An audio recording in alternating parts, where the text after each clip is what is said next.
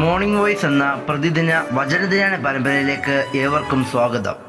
ഉന്നതനാമൻ ദൈവമേ, മന്നിതിൻ സ്ഥാപനത്തിന്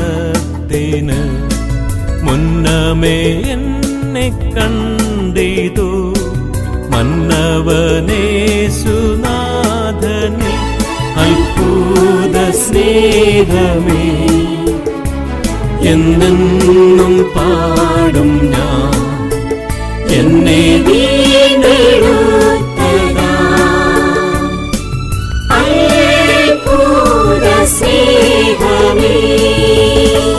ഇന്ന് ആരാധനവുമായി ചിന്ത പങ്കുവയ്ക്കുന്നത് കർത്താവിന്റെ ദാസൻ ഗോഡ്സൺ PS തിരുവനന്തപുരം.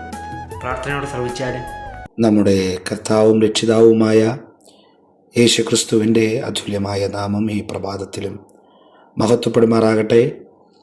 ധന്യനായ നമ്മുടെ കർത്താവിനെ ആരാധിക്കുവാനായി ഇന്ന് ഈ പ്രഭാതത്തിൽ നാം ഒരുങ്ങുന്ന ഈ വേളയിൽ കർത്താവിന് സകല മഹത്വം അർപ്പിക്കുന്ന ഈ അനുഗ്രഹീതമായ നിമിഷങ്ങളിൽ വലിയവനായ ദൈവത്തെ മഹത്വപ്പെടുത്തുന്ന, ദൈവം നമ്മോട് ചെയ്ത യാഥാർത്ഥ്യങ്ങളെക്കുറിച്ച് ഓർപ്പിക്കുന്ന ഒരു ധ്യാനാത്മക ചിന്ത ഈ പ്രഭാതത്തിൽ പങ്കുവയ്ക്കുവാൻ കർത്താവിൽ ശരണപ്പെടുകയാണ്.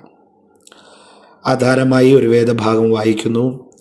വിശുദ്ധ യോഹന്നാൻ എഴുതിയ സുവിശേഷം 18-ാം അധ്യായം 1 മുതൽ 10 വരെയുള്ള വാക്യങ്ങൾ വായിക്കേണ്ടതാണ്. എങ്കിലും അതിൻ്റെ 4-5 വാക്യം ഒന്ന് വായിക്കുകയാണ്. യേശു തനിക്ക് നേരിടുവാനുള്ളത് എല്ലാം അറിഞ്ഞ് പുറത്തു ചെന്ന്, നിങ്ങൾ ആരെ തിരയുന്നു എന്ന് അവരോട് ചോദിച്ചു. നസ്രയനായ യേശുവിനെ എന്ന് അവർ ഉത്തരം പറഞ്ഞപ്പോൾ, അത് ഞാൻ തന്നെ എന്ന് യേശു പറഞ്ഞു. കർത്താവായ യേശു ക്രിസ്തുവിൻ്റെ അനുഗ്രഹീതമായ ഒരു വാക്കാണ് നാം ഇവിടെ ചിന്തിക്കുവാനിടയാടുത്തിയിരുന്നത്. മരണത്തെ മുഖാമുഖമായി കണ്ടു നിൽക്കുന്ന മനുഷ്യൻ മരണത്തിൻ്റെ മുമ്പാകെ തോറ്റ് പിന്മാറുകയല്ല. വരുവാൻ പോകുന്നത് എന്താണ് എന്ന് വളരെ നന്നായി യേശു കർത്താവിന് അറിയാം. അതുകൊണ്ടാണ് നാം അവിടെ വായിക്കുന്നത്, യേശു തനിക്ക് നേരിടുവാനുള്ളത് എല്ലാം അറിഞ്ഞു എന്ന്. കാരണം യേശു കർത്താവ് സർവശക്തനായ സർവജ്ഞാനിയായ ദൈവമാണ്. വരുവാൻ പോകുന്നതും വന്നു കഴിഞ്ഞതും ഇപ്പോൾ നടക്കുന്നതുമായ എല്ലാ കാര്യങ്ങളും വളരെ നന്നായി, വളരെ ആഴത്തിൽ, ഒന്നും മറച്ചു വയ്ക്കാതെ അറിയുവാൻ കഴിയുന്ന ദൈവമാണ് നമ്മുടെ കർത്താവ്.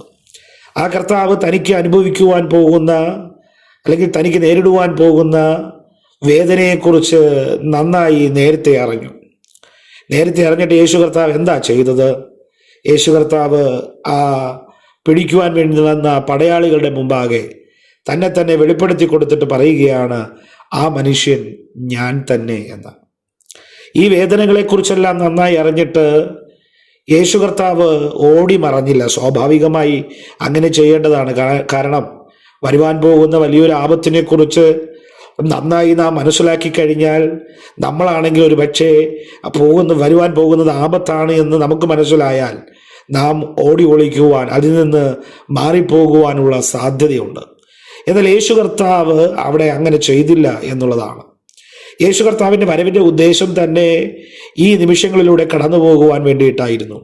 വിശുദ്ധ വേദപുസ്തകത്തിൽ അതുകൊണ്ട് നാം വായിക്കുന്നത് ഇങ്ങനെയാണല്ലോ, ക്രിസ്തു യേശു പാപികളെ രക്ഷിക്കുവാൻ ലോകത്തിലേക്ക് വന്നു. യേശു കർത്താവ് പാപികളായ മനുഷ്യവർഗത്തെ രക്ഷിക്കണമെങ്കിൽ താൻ തന്നെ മരണത്തിന് ഏൽപ്പിച്ചു കൊടുക്കണമായിരുന്നു. യേശു കർത്താവിനെ പിലാത്തോസിന്റെ പട്ടാളക്കാർ പിടിച്ചു എന്നുള്ളത് യാഥാർത്ഥ്യം തന്നെയാണ്. പക്ഷേ യേശു കർത്താവ് ആ മരണത്തിന് തന്നെ ഏൽപ്പിച്ചു കൊടുത്തു എന്നുള്ളതാണ് യാഥാർത്ഥ്യം.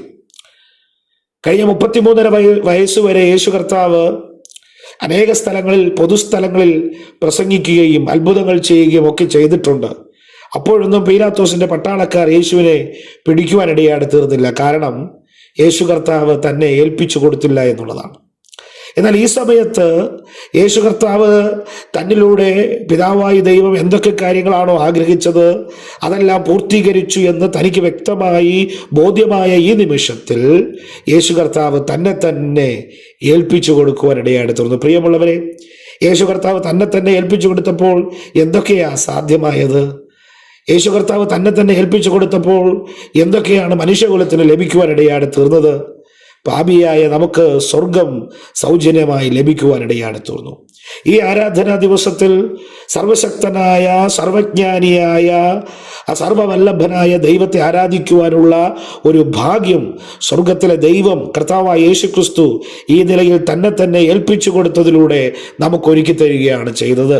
ഒരു കാരണവശാലും ദൈവസന്നിധിയിൽ ചെല്ലുവാനോ ദൈവത്തെ ആരാധിക്കുവാനോ യാതൊന്നും കഴിയാതിരുന്ന നമുക്ക് ദൈവസന്നിധിയിലേക്ക് പ്രവേശനം തുറന്നത് യേശുക്രിസ്തു തന്നെ ഏൽപ്പിച്ചു കൊടുത്തു എന്നുള്ളത് കൊണ്ടാണ്. ഈ ഒരു വാക്യത്തിന്റെ ഉള്ളിൽ അന്തർലീനമായിരിക്കുന്ന ആത്മീക യാഥാർത്ഥ്യം എന്ന് പറയുന്നത് വളരെ വലുതാണ്.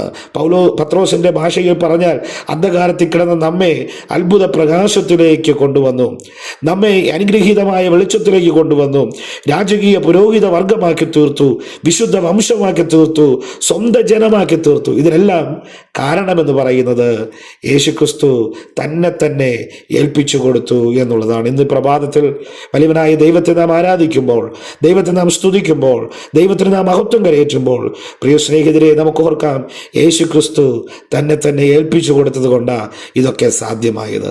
യേശു കർത്താവ് തന്നെ മരണത്തിന് ഏൽപ്പിച്ചു കൊടുത്തത് കൊണ്ടാണ് ഇന്ന് നമുക്ക് കൃപാസനത്തിലേക്ക് കടന്നു ചെല്ലുവാൻ, പോരാ അതിവിശുദ്ധ സ്ഥലത്തേക്ക് കടന്നു ചെല്ലുവാൻ കർത്താവ് ഭാഗ്യം നൽകിയത്. ആ അനുഗ്രഹീതമായ ഭാഗ്യത്തെ ഓർത്തുകൊണ്ട്, യേശു കർത്താവ് തന്നെ ഏൽപ്പിച്ചു കൊടുത്ത ആ മനോഭാവത്തെ ഓർത്തുകൊണ്ട് സകല മഹത്വവും ത്രിയേക ദൈവത്തിന്റെ പാദാന്തികെ അർപ്പിച്ച് ഇന്ന് പ്രഭാതത്തിൽ നമ്മുടെ കർത്താവിനെ നമുക്ക് ആരാധിക്കാം, കർത്താവിനെ നമുക്ക് സ്തുതിക്കാം. അതിനായിട്ട് ദൈവത്തിന്റെ ആത്മാവ് നമ്മെ സഹായിക്കുമാറാകട്ടെ.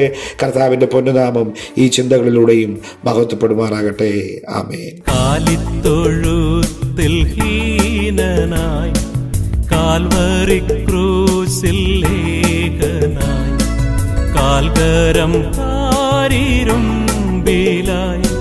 കാണുന്നിതെന്തോരാശ്ചര്യം, അത്ഭുത സ്നേഹമേ എന്നെന്നും